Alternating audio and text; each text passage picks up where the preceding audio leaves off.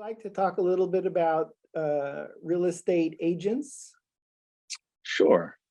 Uh, some of the use cases that you've already seen, or some of the ones that you think would be awesome?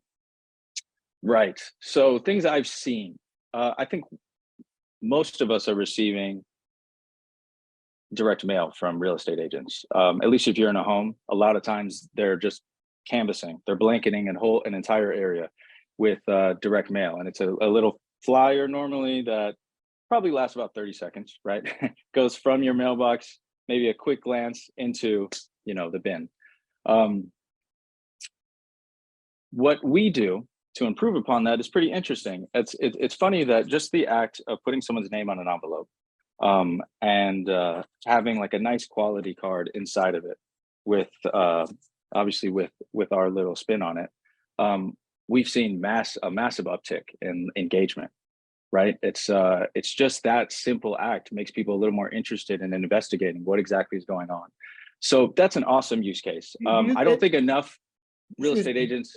Excuse me, Michael. Do you get feedback from clients that say, "Hey, we're big direct mail users. We're really happy with direct mail, but when we added the unstationary augmented reality experience, the printing of the video on a card, it was like, oh, well, this just really lifted the engagement.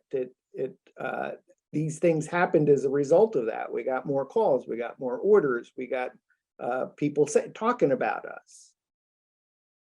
Right. Yeah, absolutely. The answer to that is yes, absolutely.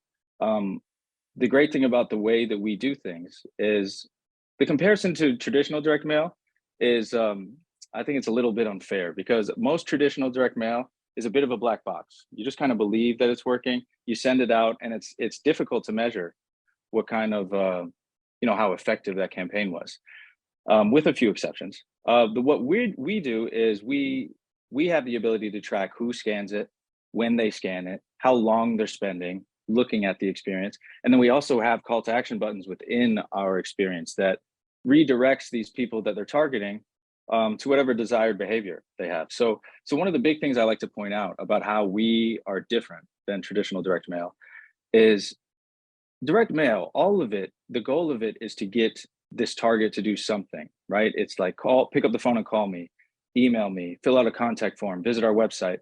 And all four of those cases in today's world, pretty much across the board, require you to pick up your phone and either look this information up, maybe there's a QR code sitting on it, but you have to do some investigation with your phone.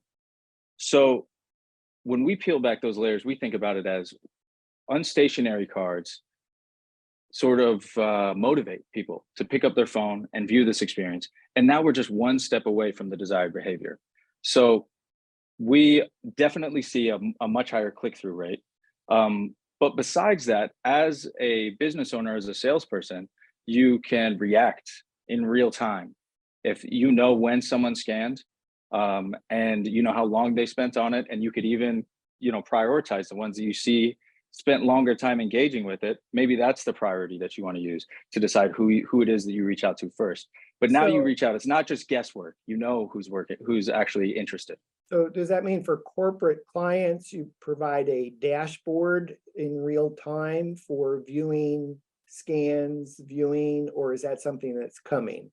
You have been talking to Zara. It is something that's coming. Right now, what we have is essentially the same information, but it comes in the form of a report. And we send that out for at least 2 weeks after the campaign is run. We see quite a bit of a drop off, right? After that time, it becomes a little less interesting. The numbers don't change much. But for those first 2 weeks, we're proactively sending this information so that they can react.